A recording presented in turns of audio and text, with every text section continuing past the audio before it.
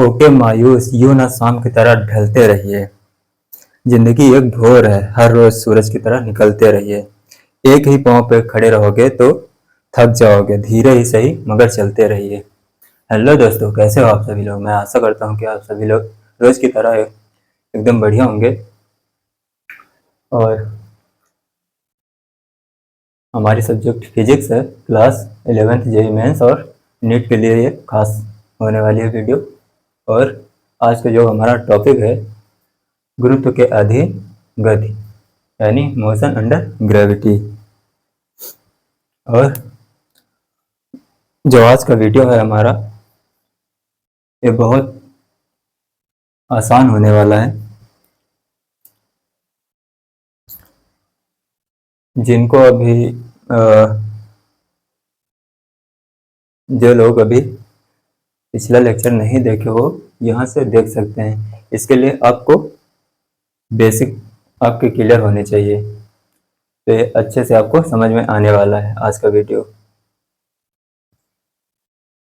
अगर आपके बेसिक मजबूत नहीं है तो प्लीज़ मैं आशा यही करूँगा कि आप मेरे पुराने जो वीडियो हैं उनको देख कर आइए, उसके बाद इस लेक्चर पे आइए, तब ये आपको अच्छे से समझ में आने वाला। अगर आपके बेसिक मजबूत हैं तो आप सीधे इसको देख सकते हैं, ये अच्छे से समझ में आने वाला है।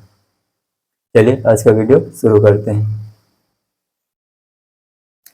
गुरुत्व के अधीन गति क्या होती है, आइए देखते हैं।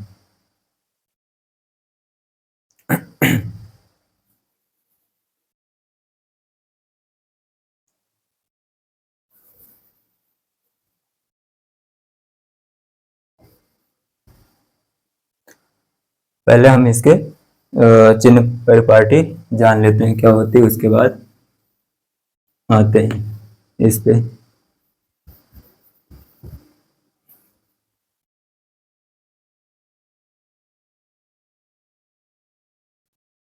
ये आज का वीडियो जेईई मेंस और नीट के लिए उतना तो इम्पोर्टेंट नहीं है, बट जो 11th के लिए ये बहुत ही इम्पोर्टेंट होने वाली है।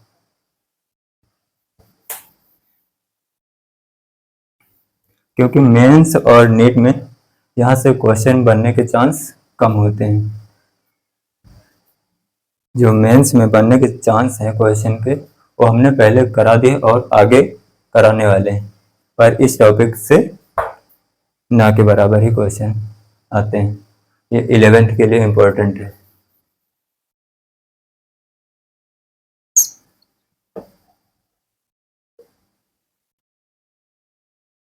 चलिए देखते हैं इसके चिन्ह परिपाटी क्या होती है।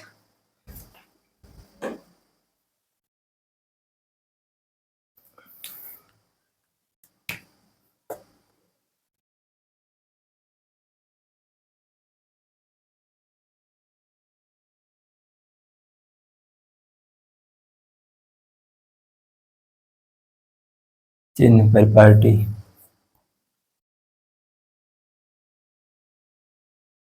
अगर हम पृथ्वी तल से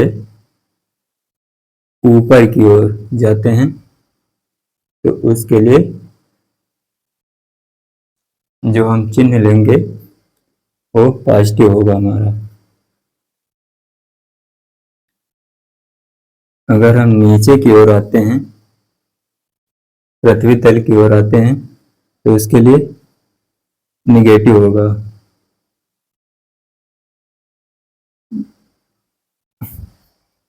अगर हम इस साइड जाते हैं तो इसमें भी धनात्मक होगा, और इधर हम आते हैं इस साइड तो ये ऋणात्मक होगा।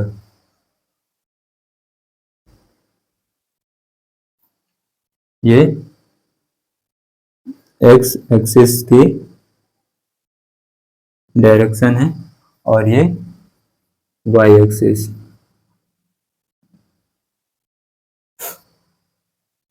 और हम जो जी का मान है हमारा,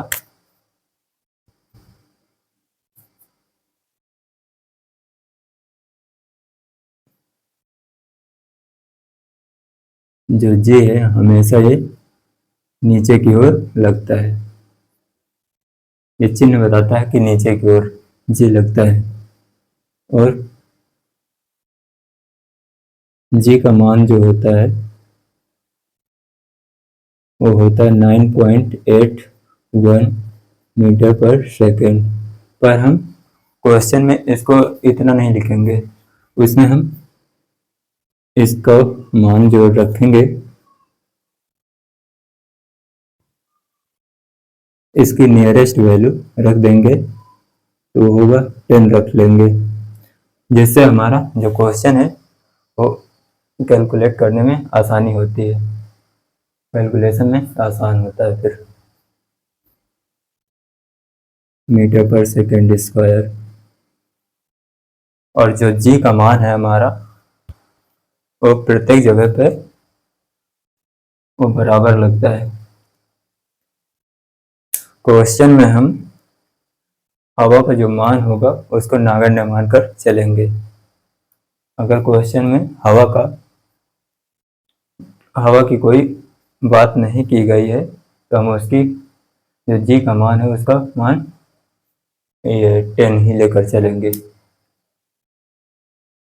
अगर हवा का जिक्र किया गया है क्वेश्चन में तब हम हवा को जोड़ेंगे, नहीं तो वैसे में सिर्फ इसकी वैल्यू यही लिखेंगे।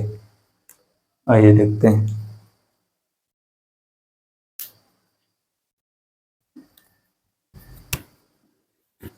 कुछ पॉइंट लिख देते हैं इसमें कि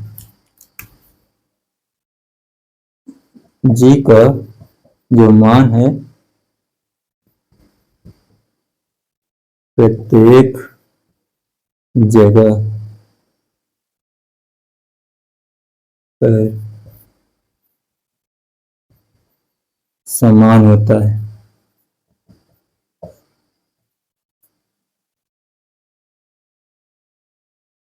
प्रत्येक जगह पर एस समान होता है। इसका मान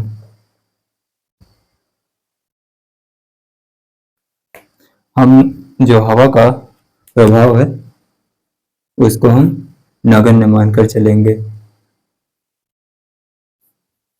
हवा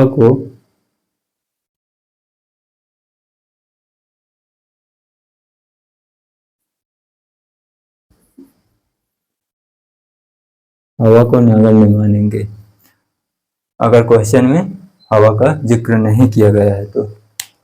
चलिए आगे देखते हैं, नोट कर लीजिए इतना सा।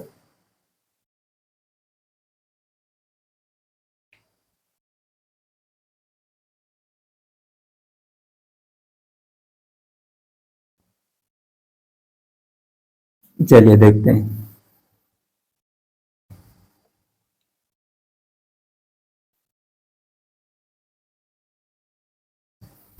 चिन्ह परिपाटी में जो ऊपर की ओर होगा उसको हम धनात्मक लेंगे, जो नीचे की ओर है वो ऋणात्मक लेंगे। अब देखते हैं हम किसी कण को पृथ्वी तल से ऊपर की ओर फेंकना।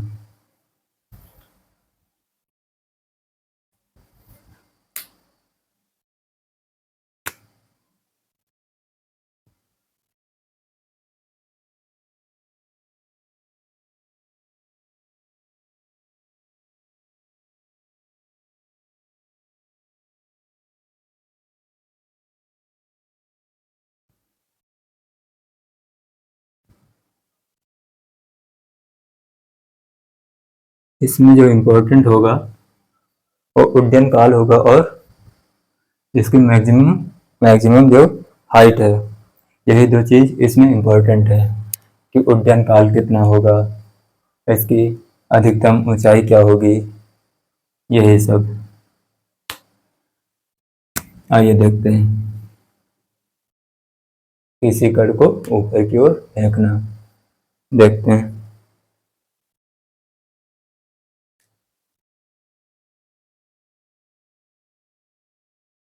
किसी कण को किसी वस्तु को ऊर्ध्वाधर ऊपर की ओर फेंकना, देखते हैं। इसमें थोड़ा अच्छे से लिख देते हैं इसको।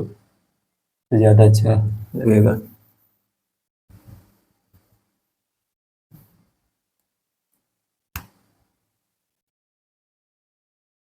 वस्तु को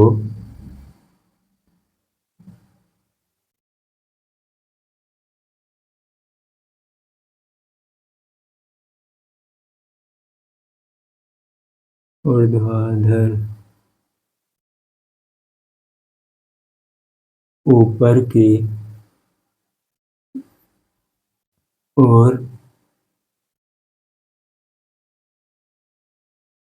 की ओर फेंकना। इसमें मेन पॉइंट दो ही है, एक अधिकतम ऊंचाई, दूसरा उड्डयन काल।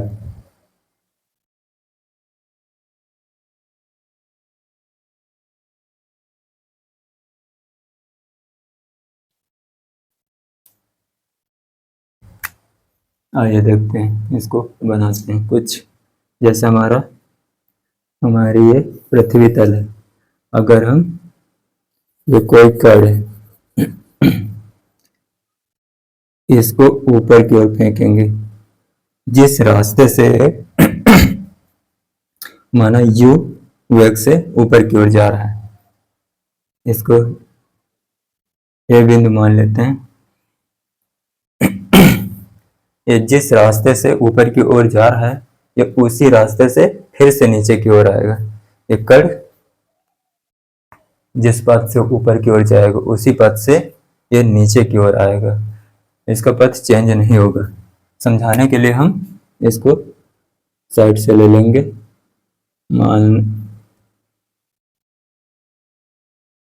मान लेते हैं कण यहां तक आया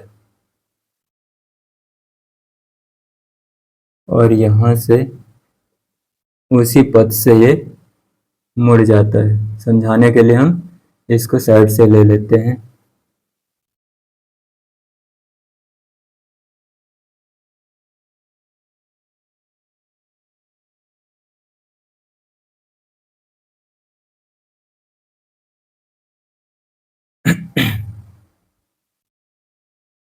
जब कण यहाँ अधिकतम ऊंचाई पर होगा,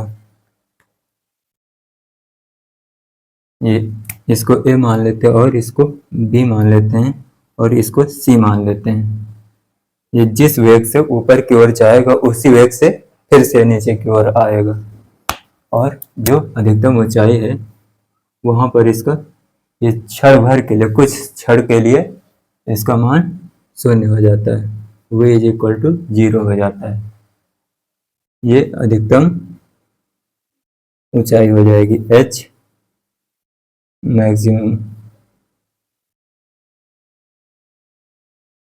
ये अधिकतम ऊंचाई होगी हमारी। और जैसे कोई कण यहाँ पर है,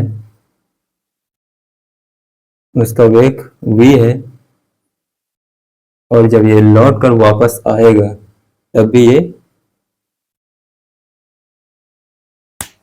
समान सतह पर वेग समान होता है।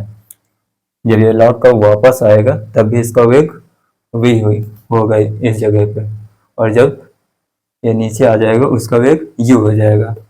जिस वेग से ऊपर जाता है, उसी वेग से ये नीचे आता है। प्रत्येक पॉइंट पे उसका वेग समान होता है। जिस वेग से जाएगा, उसी वेग से वापस आएगा। चलिए देखते हैं मेन पॉइंट इसमें कुछ।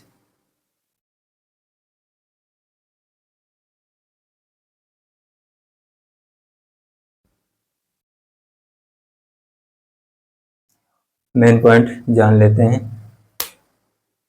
कि अधिकतम ऊंचाई पर इसका वेग 0 हो जाता है।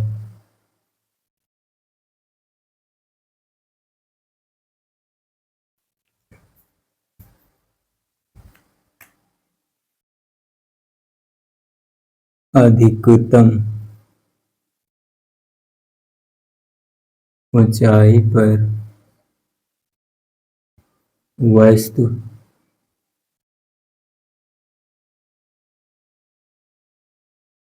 क्षण भर के लिए विराम में आती है, फिर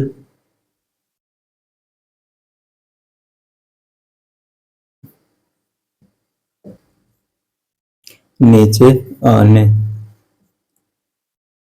लगती है। और ये पहला पॉइंट लिख देते हैं कि कण को जितना टाइम जाने में लगा अधिकतम ऊंचाई पर, और उतना ही टाइम अधिकतम ऊंचाई से नीचे आने में लगता है। मतलब जो टी जो समय लगा है ए से बी में, ए से बी, उतना ही समय बी से सी में लगेगा।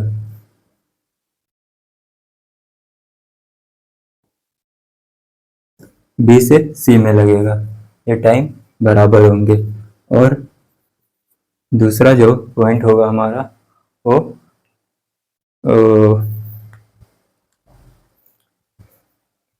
दूसरा जो होगा ये क्षैतिज सतह वाला, कि समान सतह पर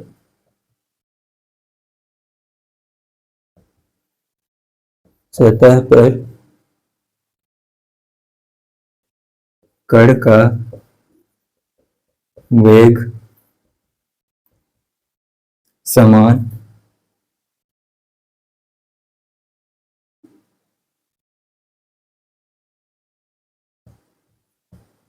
समान होता है।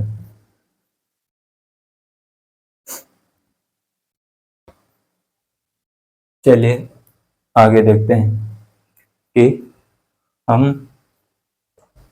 अब निकालना जानेंगे कि अधिकतम ऊंचाई और उड्डयन काल कैसे निकालें।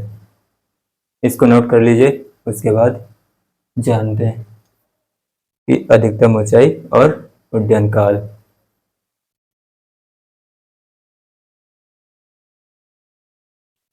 नोट हो गया होगा, चलिए देखते हैं।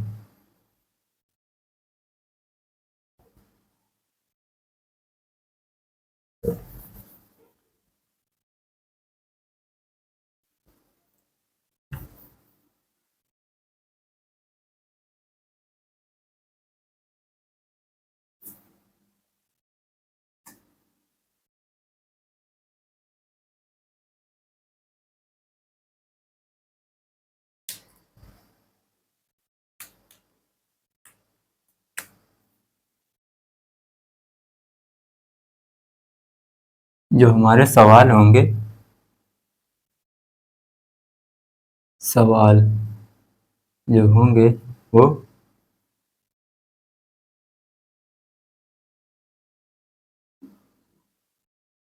अधिकतम ऊंचाई और दूसरा होगा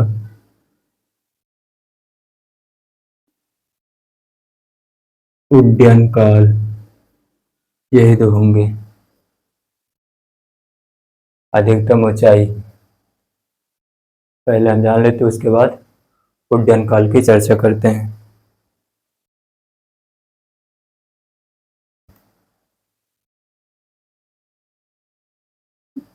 अधिकतम ऊंचाई के लिए फिर से वही हम बनाते हैं।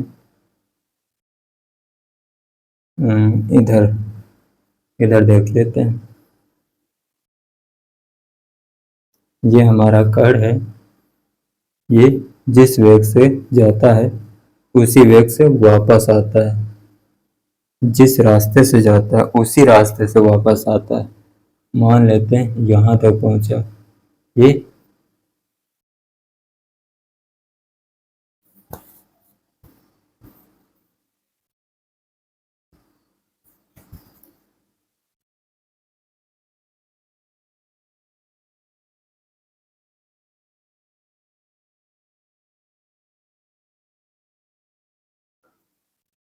जिस वेग से ऊपर जाता है उसी वेग से नीचे आता है। और ये जो होगा ये एच मैक्स होगा, अधिकतम ऊंचाई होगी। और यहाँ पर v बराबर 0 होगा और यहाँ पर u होगा, इसकी चाल u माइनस में होगा क्योंकि नीचे की ओर आ रही। आइए देखते हैं अधिकतम ऊंचाई के लिए। इसमें हमारे पास जो होगा अधिकतम ऊंचाई दे रखी है कि हमको अधिकतम ऊंचाई निकालनी है, तो उसमें जो v होगा इसकी डायरेक्शन y डायरेक्शन लेंगे तो ये होगा 0 हो जाएगा। और इसमें जो त्वरण है a is equal to minus g होगा, वो नीचे की ओर लगता है। और u है u y डायरेक्शन में ऊपर की ओर। और जो s दे रखा है हमको वो होगा हमारा h मैक्स। ये अब हम इसमें गति के समीकरण लगा देते हैं। तो कौन सा फार्मूला अप्लाई करें? इसमें s होगा और u होगा, a होगा, v होगा, पर हमारे पास टाइम नहीं होगा। अगर टाइम नहीं है तो हम इसमें गति का तीसरा समीकरण अप्लाई कर देते हैं। आइए देखते हैं। जब तीसरा समीकरण अप्लाई करेंगे तो उसमें हमको h मैक्सिमम ये मिल जाएगा।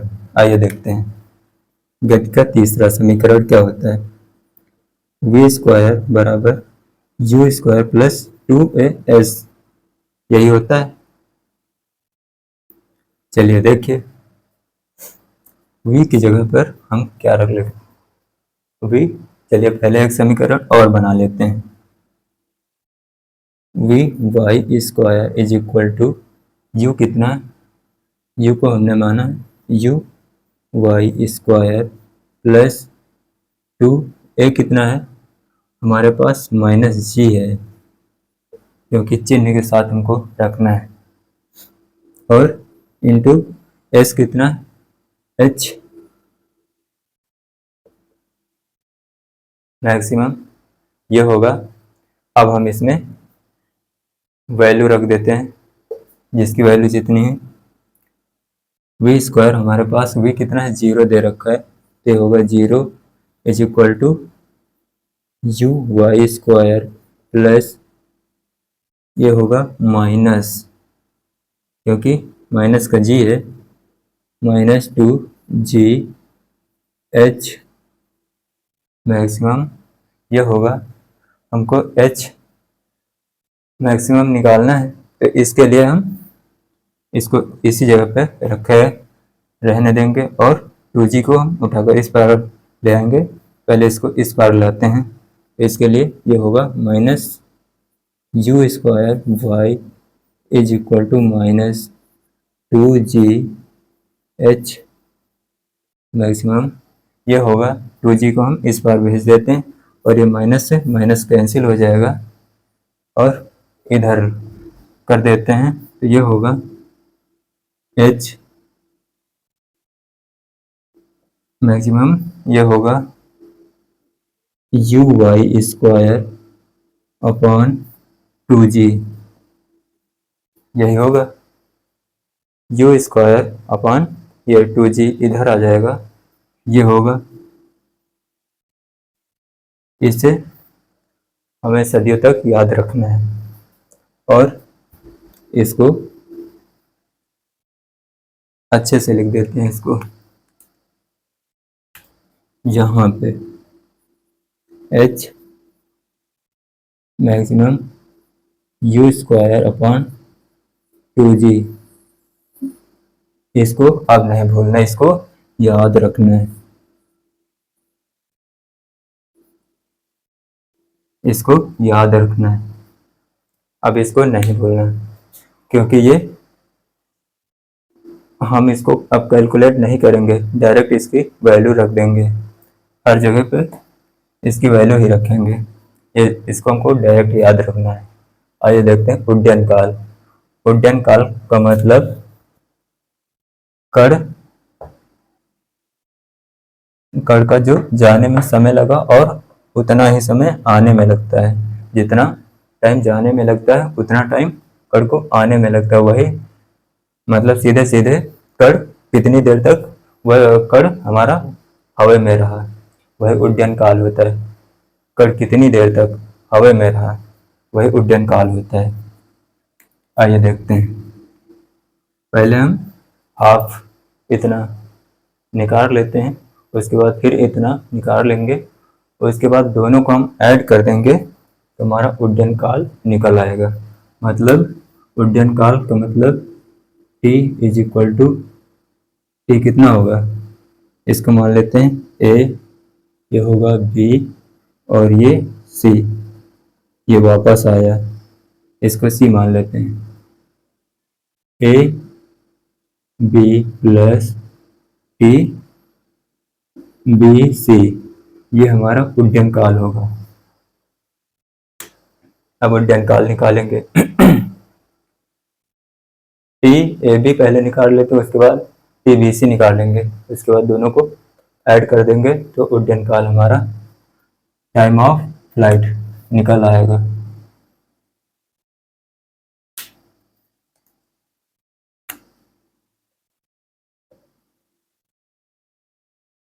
टाइम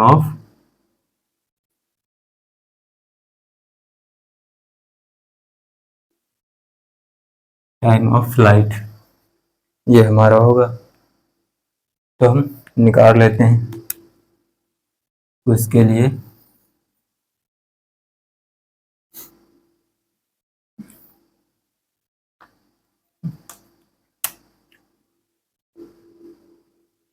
ए से बी में, ए से बी में देखेंगे अब क्या कहता है। हमारे पास क्या क्या दे रखा है,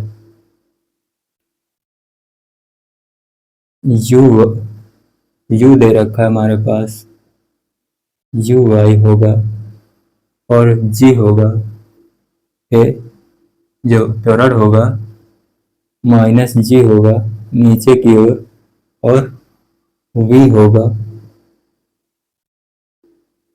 ये जीरो हो जाएगा और एच मैक्सिमम दे रखा होगा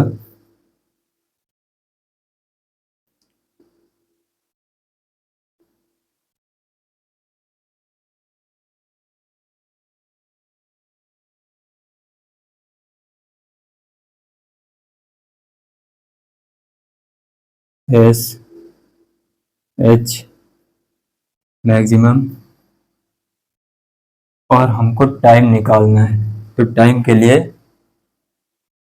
हम अप्लाई कर देते हैं कौन सा, पहला समीकरण, क्योंकि हमको टाइम चाहिए ना, हमको टाइम चाहिए तो उसके लिए पहला यूज कर लेते हैं कि v is equal to u plus A t, ये समीकरण अप्लाई कर देते हैं। तो v हमारे पास v y is equal to you Y plus a कितना है माइनस जी, ये होगा। और t निकालना है हमको, t कितना, a से b, a से b निकालना है। तो हम निकाल लेते हैं। वी वाई हमारे पास कितना है, जीरो है, तो ये zero is equal to you Y plus, ये होगा माइनस का क्योंकि माइनस का जी है, तो ये टी ए बी ये होगा।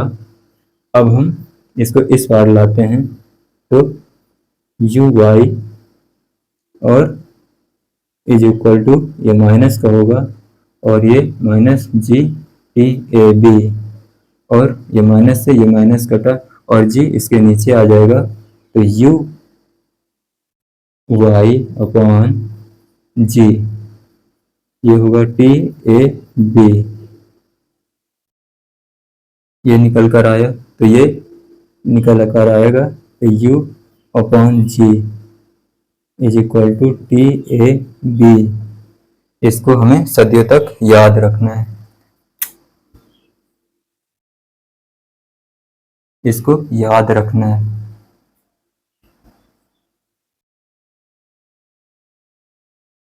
याद रखना है इसको। ये आधा समय हुआ, उड्डयन काल का आधा समय सिर्फ ऊपर जाने में।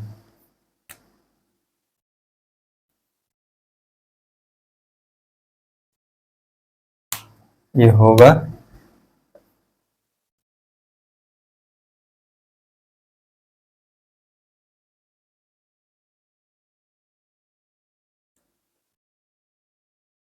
टी अप ऊपर जाने में,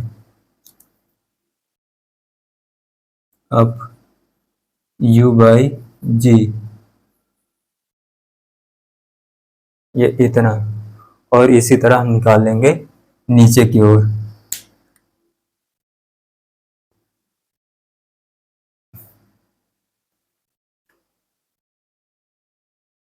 और नीचे की ओर निकालेंगे तो जगह हमारे पास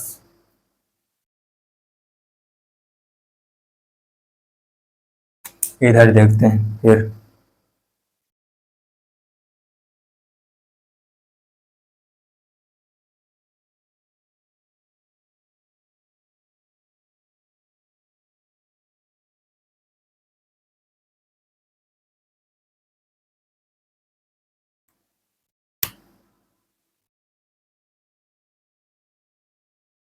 आइए देखते हैं।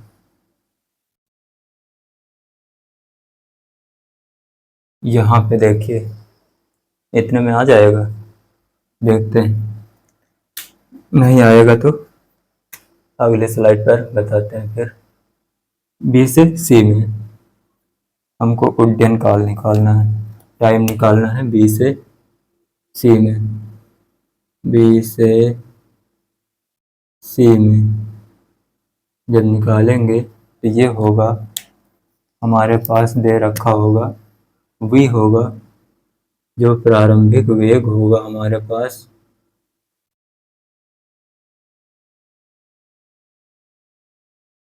u होगा वो v के बराबर होगा, वी वाई। और a दे रखा होगा माइनस जी नीचे की ओर, और दे रखा है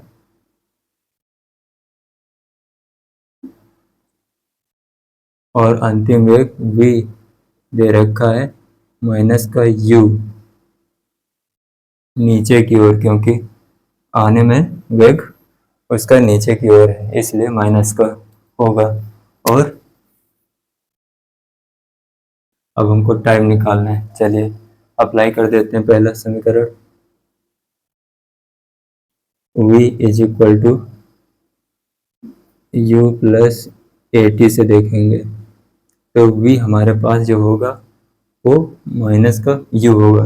अंतिम वेग, अंतिम वेग हमारे पास माइनस का u नीचे की ओर चिन्ह के साथ रखेंगे तो माइनस का u वाई होगा। और u कितना है हमारे पास v, और ये हो जाएगा वी वाई, ये हो जाएगा। और प्लस माइनस का जी, और ये टी हो जाएगा, ये माइनस का यू वाई होगा, और ये जीरो हो जाएगा। ये जीरो दे रखा है, ये माइनस जी पी टी कितना कहाँ से, बी से सी में, बी से सी में। और इसको इस बार भेज लेते हैं, ये कैंसिल हो जाएगा तो ये बचेगा यू वाई अपॉन ये जी हो जाएगा, U by G is equal to T B C, ये बी सी हो जाएगा। अब हमारे पास इसको याद रखना है, इस वाले को।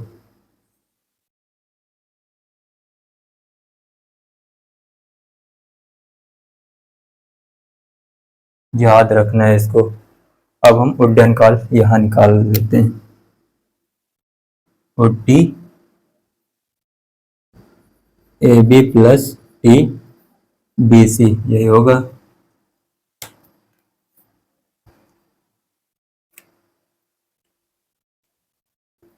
इसको इस तरफ लिख देते हैं।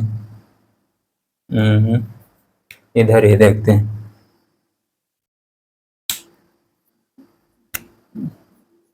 T is equal to T A B कितना दे रखा है। अब इसको अप बोलते हैं और इसको डाउन बोलते हैं बी सी के लिए, ये डाउन होगा।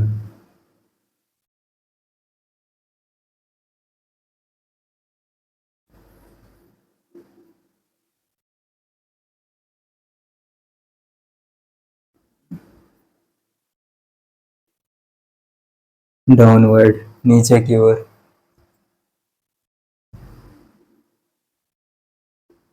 ये होगा u बाय जी प्लस ये भी u बाय जी होगा। जब दोनों को ऐड करेंगे तो ये 2u by ji, 2u by जी ये होगा t। यही हमारा उड्डयन काल होगा। उड्डयन काल हमारा 2u बाई जी। हम जब यूज करेंगे सवाल में तो उड्डयन काल को 2u बाई जी यही रखेंगे, इसमें चिन्ह नहीं लगाएंगे सवाल में, और इसमें भी सवाल में चिन्ह के साथ नहीं रखेंगे। जब कहे तब रखा जाएगा, ऐसे नहीं रखेंगे। इसको याद रखना है और इसको भी याद ही रखना है। ये हमारी बहुत काम की चीज़ है, इसको याद रखना है। चलिए नोट कर लीजिए। उसके बाद आते हैं अब इस पर कुछ सवाल ववाल कराएंगे।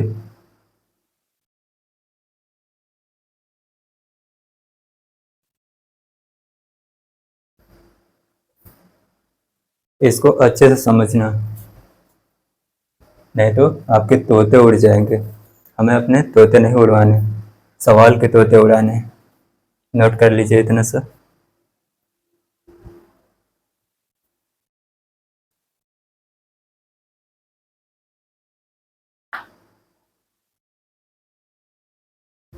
एक बार हम इसको फिर से समझा देंगे। चलिए देखते हैं हो गया होगा।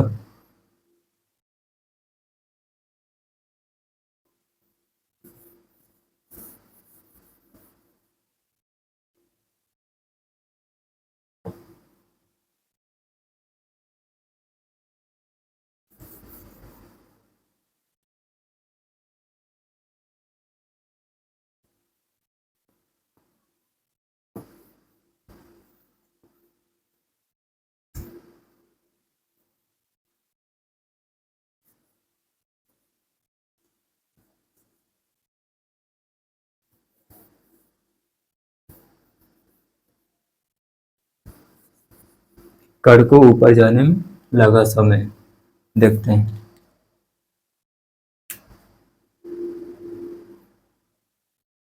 कण को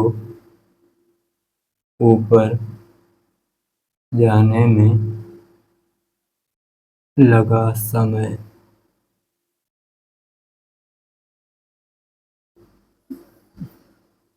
ये हमारा कण है, ये हमारा कण है। इसको जब हमने ऊपर को फेंका और जहाँ पर पहुँचकर इसका वेग v हो जाता है, v 0 हो जाता है, जो फिर इस यहाँ से चलना प्रारंभ करता है और यहाँ पर तल पर पहुँचकर इसका वेग u हो जाता है, वो भी माइनस का, नीचे की ओर होता है। और जो इसकी हाइट होगी h,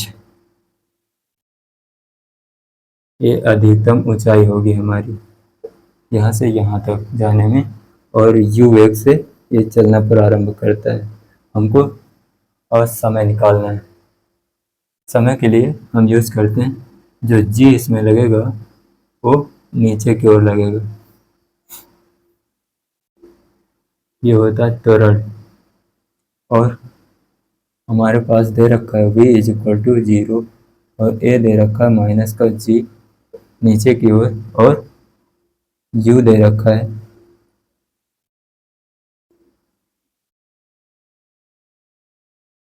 u बाई मतलब ऊपर की ओर।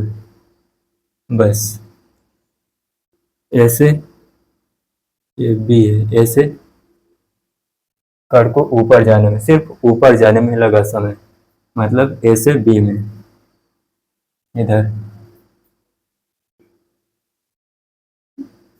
ए से बी में, ए से बी तक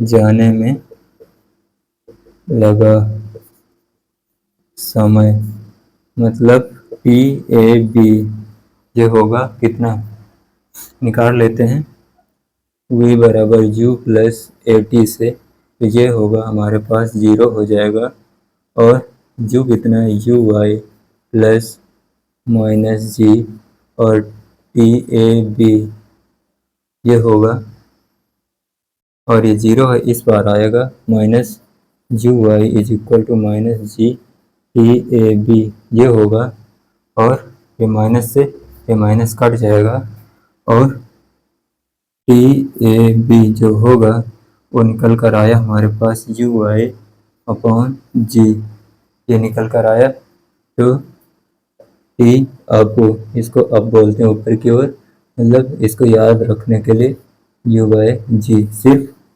यही करते हैं, इतना सा इसको याद रख लेना हमेशा के लिए, सदियों तक, ये काम की चीज़ है, बार बार ये काम में आती है कि ऊपर से नीचे से ऊपर जाने में कितना टाइम लगेगा। उड्डयन काल का मतलब ये कर जब तक हवा में रहा, मतलब यहाँ से चला फिर यहीं पर आएगा, जितना टाइम लगा ऊपर हवा में रहने में वही हमारा उड्डयन काल, ये हाफ टाइम हुआ, और इसका इतना टाइम और लगेगा तो हमारा उड्डयन काल निकल आएगा, इतना ही टाइम आने में लगेगा, और जितना टाइम जाने में लगता है उतना टाइम आने में ही लगता है, ऐसा नहीं है कि ऊपर जाने में कम टाइम लगा और आने में ज़्यादा टाइम लगा, दोनों में बराबर ही लगता है टाइम। आइए देखते हैं आगे, नोट कर लीजिए इतना सा, उसके बाद क्वेश्चन करते हैं।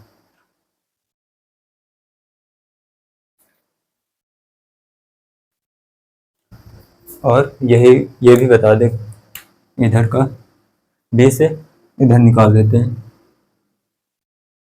बी से सी तक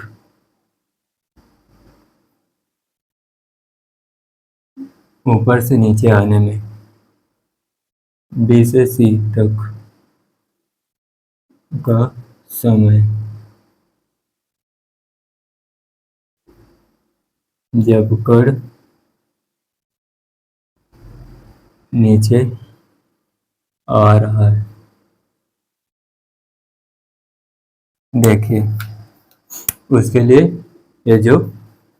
ये हमारा प्रारंभिक वेग होगा, और ये अंतिम वेग हो जाएगा। प्रारंभिक वेग हमारा u, जो हम u लिखते थे, u इज इक्वल टू जो v हो जाएगा v बाई, ये होगा हमारे पास 0, और अंतिम वेग v जो दे रखा है माइनस का u हमारे पास है, और जो a है वो माइनस का g, ये तो नीचे की ओर लगता है माइनस का g आता है, तो आइए देखते हैं,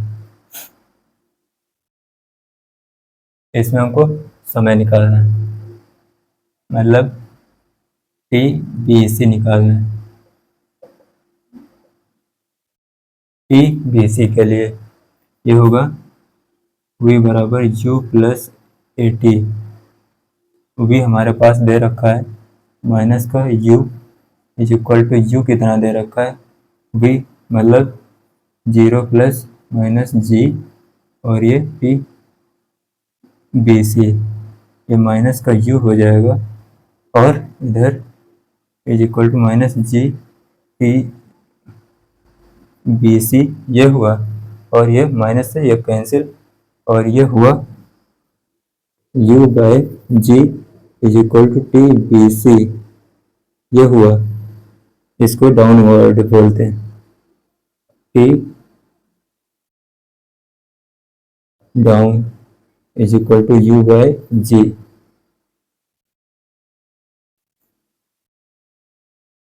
इसको याद रखना है। आइए देखते हैं, अब हम क्वेश्चन करते हैं। इसको नोट कर लीजिए। नोट हो गया होगा। चलिए देखते हैं क्वेश्चन इसके। क्वेश्चन क्या कहता है।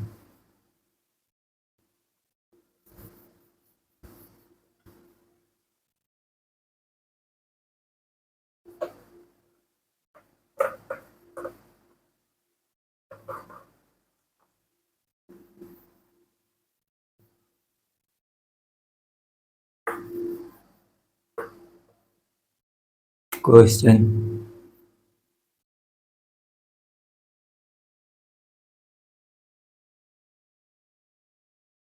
हमेशा जब हम जी लेंगे वो निगेटिव में ही लेंगे क्वेश्चन करने में।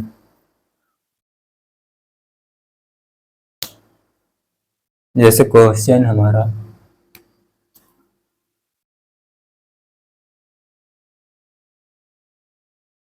ये कोई कण है और ये चला u1 से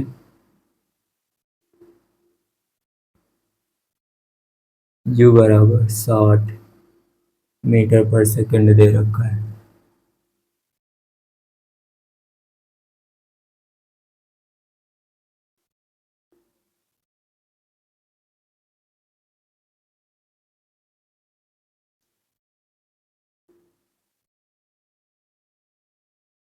हमें इसमें निकालना क्या है, इधर कर देते हैं। एक नंबर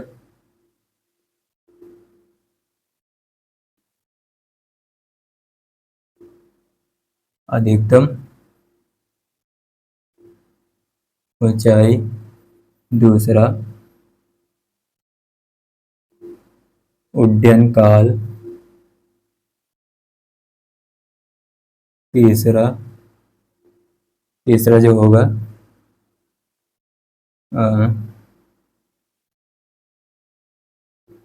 2 सेकंड, यानी 20 मीटर पर, 20 मीटर की ऊंचाई पर, 20 मीटर की ऊंचाई पर कण का वेग कितना होगा, यही। और तीसरा चौथा जो होगा, और 2 सेकंड में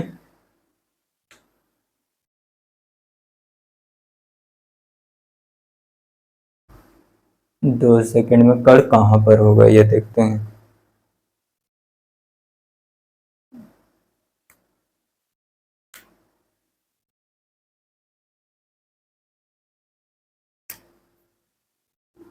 तीसरा कर देते हैं, जब कण की ऊंचाई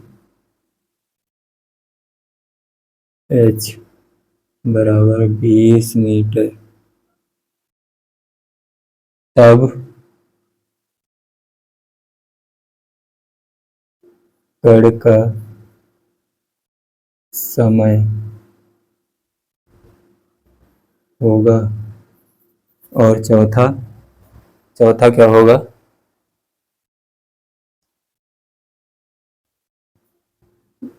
p बराबर 2 सेकंड में कण की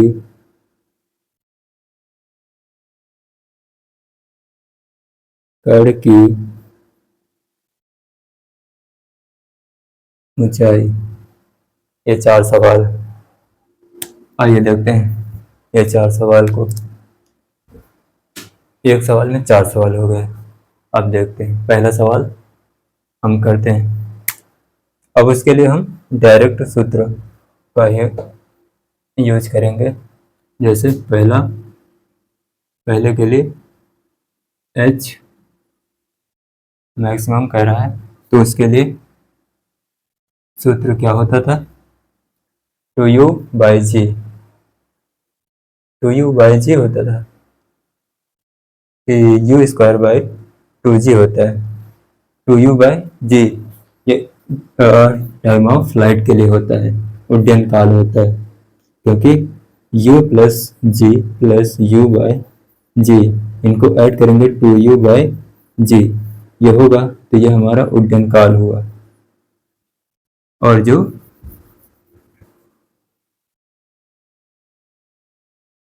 एच मैक्सिमम के लिए यू स्क्वायर बाई 2g होता है, 2g ये होता है जो हमारे पास, और इसमें जो g का मान 9.8 मीटर पर सेकेंड स्क्वायर, इसको हम कैलकुलेशन में 10 मीटर पर सेकेंड स्क्वायर इतना लेंगे।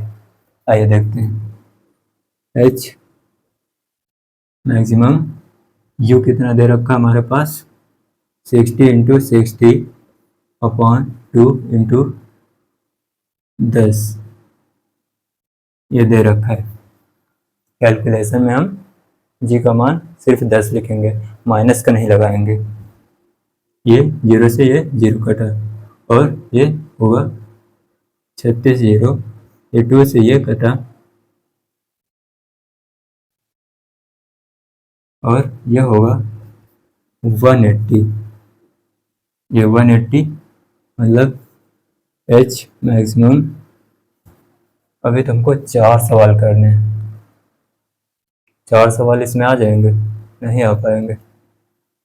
देखते हैं, इसको और छोटा कर देते हैं, यहाँ पर कर देते हैं। एच मैक्सिमम 180 मीटर ये होगा।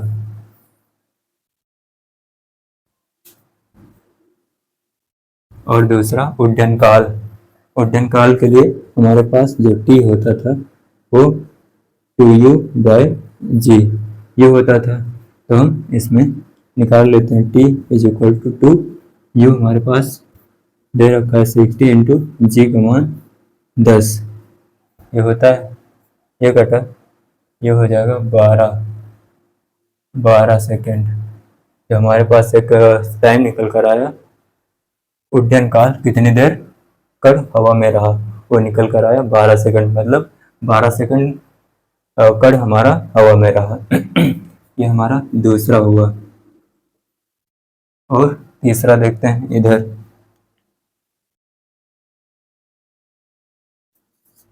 तीसरा, जब कण की ऊंचाई h दे रखा हमको 20 मीटर, तब कण का समय क्या होगा। आइए देखते हैं।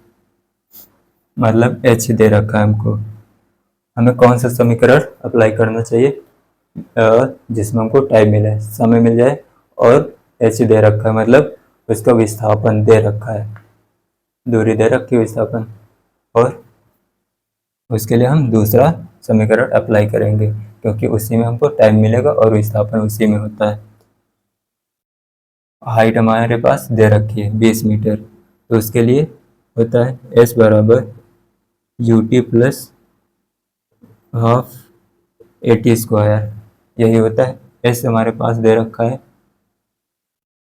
20 metre is equal to u कितना 60, और t निकालना है, t प्लस a दे रखा है, यह हुआ माइनस का g, और ये हुआ t,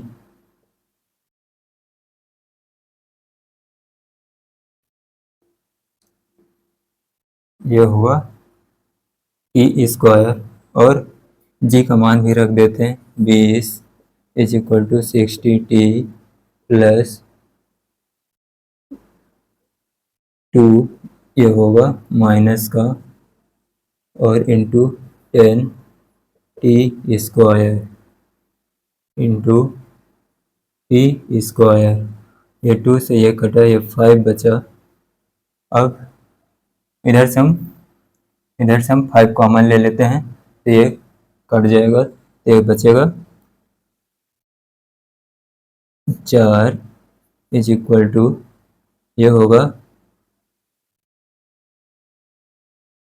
12t, ये होगा माइनस टी स्क्वायर, इतना होगा। आइए हम समीकरण बना लेते हैं।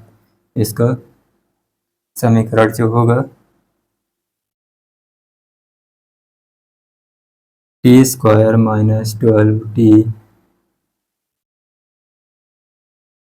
प्लस 4 ये हमारे पास समीकरण ये बन गया।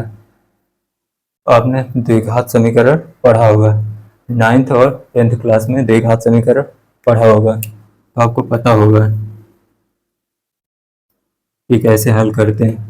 और इसमें हम टाइम निकालेंगे, तो उसके लिए द्विघात समीकरण क्या होता है, a x square plus b x plus c, यही होता है इसका जब द्विघात समीकरण इज इक्वल टू 0 ये होता है। अगर हम इसका हल करें तो एक ही जगह पे हमको ए दे रखा है 1 और बी दे रखा है -12 और सी दे रखा है 4, निकाल लेते हैं। उसके लिए होता था कितना, x is equal to -b plus minus root B square -4ac upon 2a, यह होता था।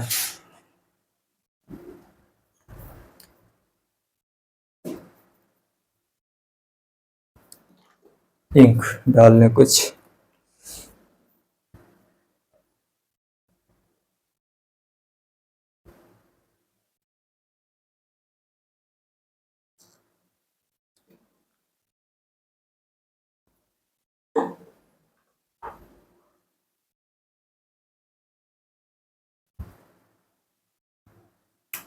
चलिए देखिए x कितना होता था,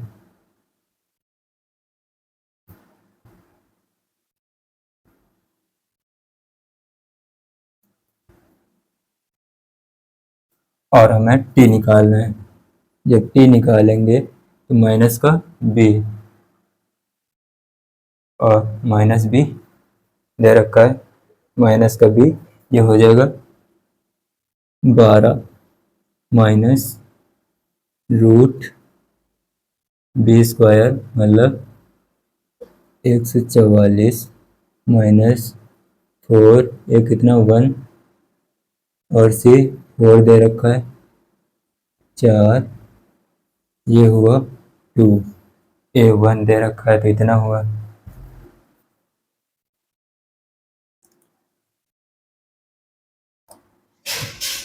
ये 2 हुआ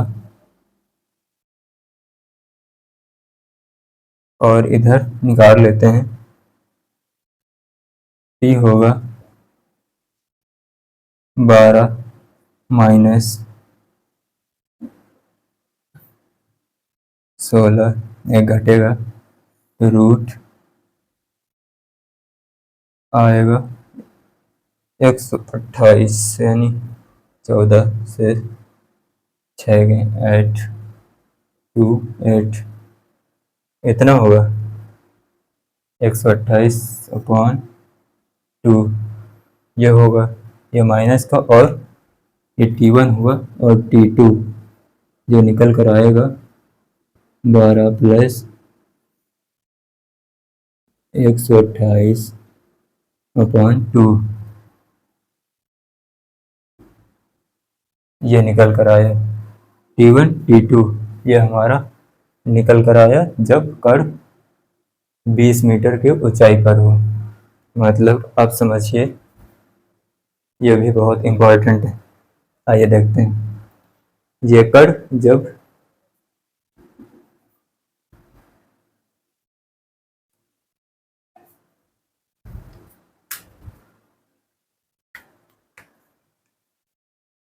यहाँ पर देखिए,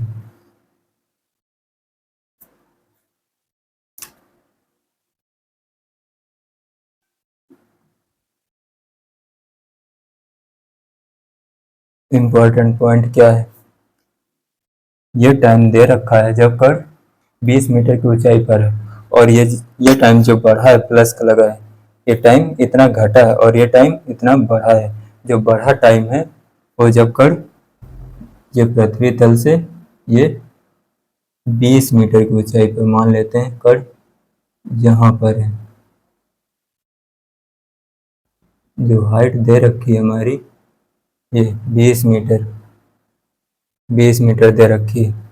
अब कण और ऊपर जाएगा, जब कण ऊपर गया तो कण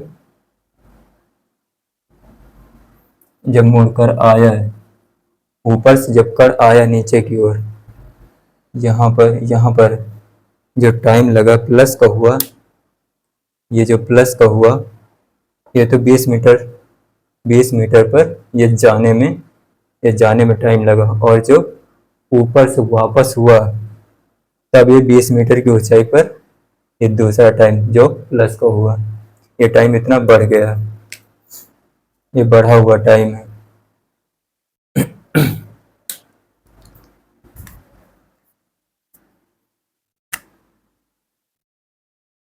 यहाँ से जब कण ऊपर गया, ऊपर से बहुत से बच्चे समझ गए होंगे कि 20 मीटर की ऊंचाई पर जो हमें टाइम मिला वो T1 है। T1 20 मीटर की ऊंचाई पर, और जो T2 है वो हमारा 20 मीटर से ऊपर से जब मुड़ा है, फिर से जब दोबारा आता है ना ऊपर से नीचे की ओर, तो फिर से जो नीचे से देखेंगे तो 20 मीटर की ऊंचाई पर उसका टाइम ये दे रखा है T2। अब समझ में आ गया होगा आपको। ये चौथा पॉइंट हमारा, और 2 सेकंड में कण की ऊंचाई हमारे पास टाइम दे रखा है, और ऊंचाई निकालनी है, और u हमारे पास दे रखा है। तो इसके लिए हम चौथा पॉइंट कहाँ निकालें? चौथा पॉइंट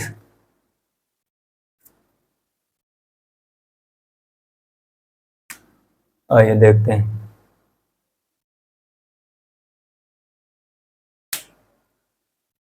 चलिए अगले पेज पर देखते हैं। ये चौथा पॉइंट नोट हो गया होगा, इसको नोट कर लीजिए। उसके बाद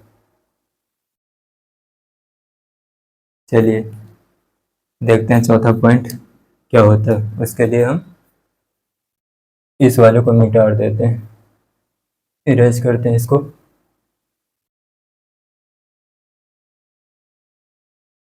इतने में हो जाएगा चौथा पॉइंट। आइए देखते हैं।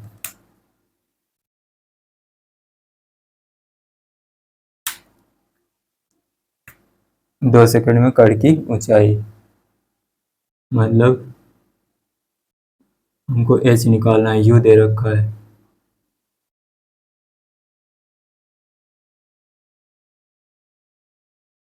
s बराबर ut plus half at²। s हमारे पास h होगा, और u दे रखा है 60 इंटू टी कितना 2 सेकंड, प्लस हाफ ए कितना है माइनस का 10,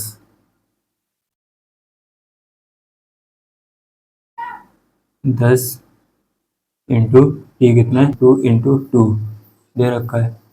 ये 2 से ये 2 कैंसिल, और ये हुआ 10 माइनस का 20 हुआ, और h is equal to 120 minus 20 h हुआ ये 100 मीटर। ये 100 मीटर नोट कर लीजिए, और सवाल देखते हैं। उसके बाद क्लास को समाप्त करते हैं।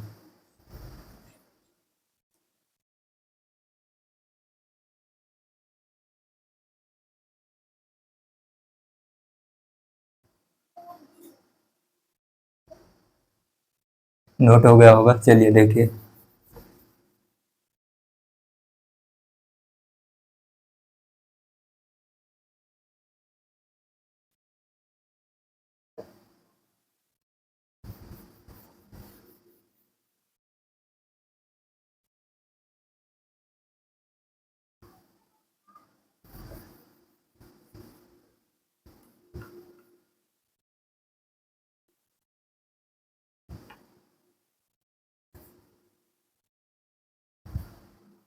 चलिए देखिए क्वेश्चन।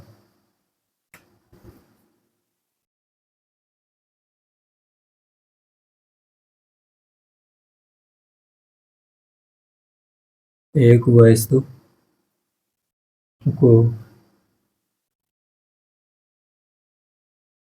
ऊर्ध्वाधर ऊपर की ओर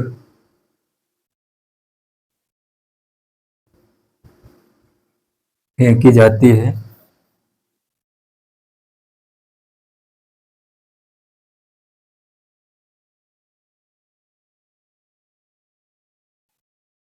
4 सेकंड तक 4 सेकंड तक व्यस्त हवा में रहती है। तो उसकी अधिकतम ऊंचाई क्या होगी? चलिए वीडियो को पुश करें और क्वेश्चन को सॉल्व करें। अच्छा क्वेश्चन है, आसान सा क्वेश्चन है, आप कर सकते हैं। चलिए शुरू करते हैं, टाइम वेस्ट नहीं करते हैं। आइए देखते हैं। कह रहा है एक वस्तु को उठाकर ऊपर की ओर फेंकी जाती है। तो चार 4 सेकंड तक वस्तु हवा में रहती है। मतलब हवा में जितना टाइम लगेगी जितनी देर तक वस्तु रहती है वो हमारा क्या होता है, उड्डयन काल, और उसकी अधिकतम ऊंचाई निकालनी। मतलब उड्डयन काल हमको दे रखा है। ये कितना होता था, 2u/g। ये हमारा उड्डयन काल दे रखा है। उड्डयन काल मतलब ये दे रखा है 4 सेकंड दे रखा है। मतलब 2u/g इज इक्वल टू 4, ये दे रखा है। अब इसको करेंगे 2u is equal to 4 into ये 10 हो जाएगा, इधर जाएगा तो ये 2 से ये 4 कैंसिल, ये 2 बचा, ये हुआ u बराबर 20 मीटर पर सेकंड। ये हमारे पास u मिल गया, प्रारंभिक वेग मिल गया। अब जब हमको प्रारंभिक वेग मिल गया है तो हम इसकी हाइट h मैक्सिमम निकाल लेते हैं। v इज इक्वल टू 0 हो जाएगा, यहाँ पर आएगा तो पर, और u से चला था